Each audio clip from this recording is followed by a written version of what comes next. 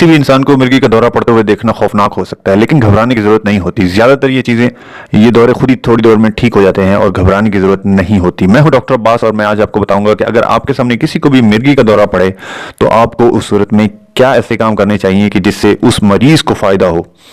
अक्सर लोग हमारे जो ये विटनेस करते हैं कि किसी को भी दौरा पड़ रहा होता है, उनको नहीं समझ आता कि वो क्या करते हैं और क्या करें और क्या, और ज़्यादातर जो है वो ऐसी हरकतें कर देते हैं जिससे मरीज को उल्टा नुकसान होता है।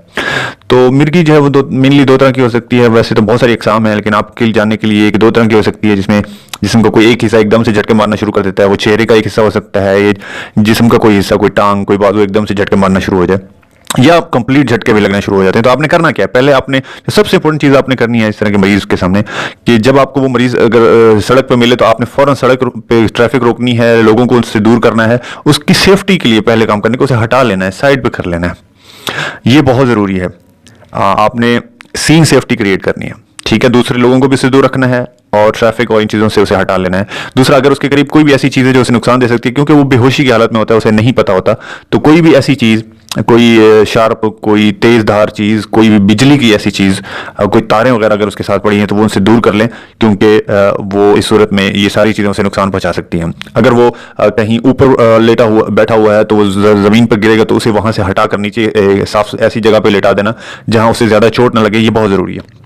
और दूसरा जो सबसे इंपॉर्टेंट चीज आपने करनी है कि इस तरह के मरीज को साइड पे कर देना है, क्योंकि इस तरह के मरीज की जो जबान है वो जो है वो उसके गले में अटक जाती है और उसका सांस लेना बहुत दुश्वार हो जाता है, और उसकी जो सिक्रीशंस बन रही होती हैं वो भी उसे खराब करती हैं, जिसकी वजह से उसका सांस बहुत मुश्किल हो जाता है उसको लेना। तो उसको साइड पे करने से ये फायदा होता है कि उसका सांस बआसानी आ जाता है। तो साइड पे करना जो है वो दूसरा है। तीसरा आपने क्या करना है कि आपने जैसे ही देखना है कि पेशेंट को मिर्गी का दौरा स्टार्ट हुआ है, आपने टाइम जरूर नोट करना है कि किस टाइम शुरू हुआ है और कब तक ये रहता है। तो ये बहुत इंपॉर्टेंट स्टेप है। उसके अलावा उसके मुंह के अंदर कुछ नहीं डालना। हमारे लोग अक्सर जो है वो कहते हैं कि जबान कट जाएगी, तो मुंह के अंदर बहुत सारी चीजें डाल देते हैं कि जबान ना कटे, लेकिन याद रखिए कि ये उसे उल्टा और ज्यादा तकलीफ देगी, उससे ज्यादा और नुकसान उसको होगा। तो ऐसा कोई भी अमल करने की बिल्कुल भी जरूरत नहीं होती। तो ये है वो काम जो आपको करने हैं। तो आपने करना क्या है कि कोई भी पेशेंट आपने देखा दौरे की हालत में, तो आपने सबसे पहले उसकी सीन सेफ्टी करनी है, उसे हटा लेना है किसी ऐसी जगह पे जहां से उसे नुकसान ना हो। उसके करीब कोई सख्त चीज पड़ी है जो उसे नुकसान दे सकती है, कोई छुरी वगैरह पड़ी है, कोई भी ऐसी चीज, को करंट की तारें हैं, तो उसे वहां से उसे दूर हटा लेना है। उसके अलावा आपने उसको साइड पे करना है, उसके मुंह में से कुछ नहीं डालना, उसके मुंह में उससे जबरदस्ती पकड़कर उसके झटके रोकने की भी कोशिश नहीं करनी, ये भी बहुत गलत है। हमारे लोग अक्सर ये करते हैं। ये सारी चीजें बहुत ज्यादा इंपॉर्टेंट है। और कब आपने एम्बुलेंस को बुलाना है, ये भी बहुत जरूरी है। ज्यादातर ये मिर्गी के दौरे फौरन ही ठीक हो जाते हैं 2 से 3 मिनट के अंदर।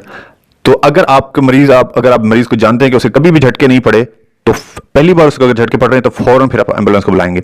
या फिर आपको लगे कि उनका सांस नहीं चल रहा, आप सांस चेक करें।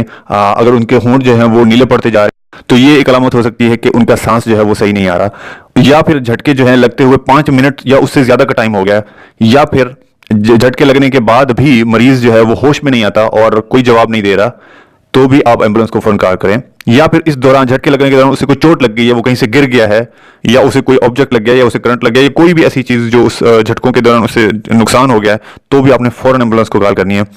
उसके अलावा ज्यादातर ये मरीज खुद ही बेहतर होकर उठ के बैठ जाते हैं, तो कोई ऐसा परेशानी की जरूरत नहीं।